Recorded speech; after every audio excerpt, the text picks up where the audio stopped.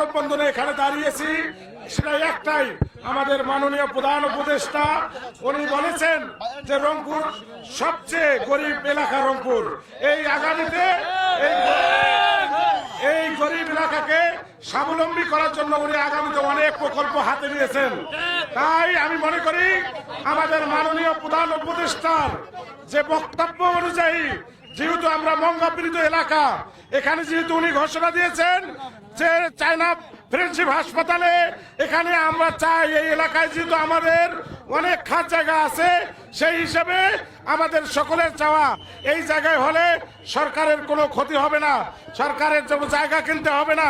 এখানে আমাদের 29 একর খাস জায়গা আছে, সেখান থেকে যদি 20 একর জায়গা নিয়ে কাজটা করে আমাদের রংপুর অঞ্চলের মানুষ যেহেতু বিভিন্ন জায়গায় যে তারা কর্ম করে খায়, আজকে যে মানববন্ধন হইতেছে, আমাদের যদি এখানে যে চীন সরকার এখানে হাসপাতাল দিতে চাইতেছে, আমাদের সারা বাংলাদেশে মনে হয় অনেক উপকার হইবে।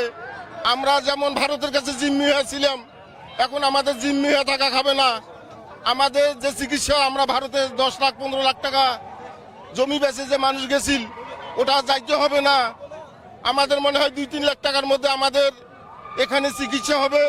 ওই জন্য তো চীন সরকার এখানে হাসপাতাল করার একটা প্রস্তাব দিয়েছে।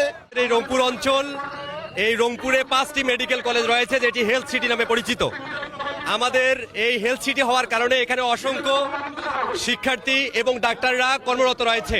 আমি মনে করি চীন বাংলাদেশ মৈত্রীক এই বিশ্বমানের হাসপাতাল যদি রংপুরে প্রতিষ্ঠিত হয়, তাহলে এই 5টি মেডিকেল কলেজের যে শিক্ষার্থী এবং ডক্টররা রয়েছে তারা আরো ভালোভাবে গবেষণা করতে পারবে এবং দক্ষ চিকিৎসক হয়ে আমাদের পুরো রংপুর বিভাগের 8 জেলা সহ সারা দেশে চিকিৎসা সেবা নিশ্চিত করতে পারবে।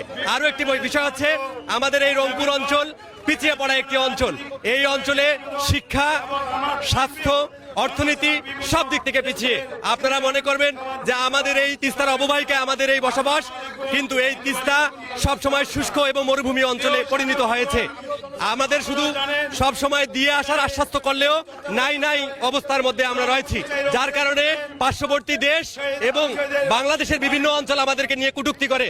আমাদের দেশ আমাদের এই অঞ্চলকে দখল করার চিন্তা ভাবনা করে, তাহলে পিছিয়ে পড়ার কারণে এই দুঃসাহস দেখায়। আমি মনে করি মাননীয় প্রধান উপদেষ্টা যে রংপুরকে 1 নম্বর জেলা হিসাবে রূপান্তর করার কথা বলেছেন, তিনি তার কথার মর্যাদা রাখবেন।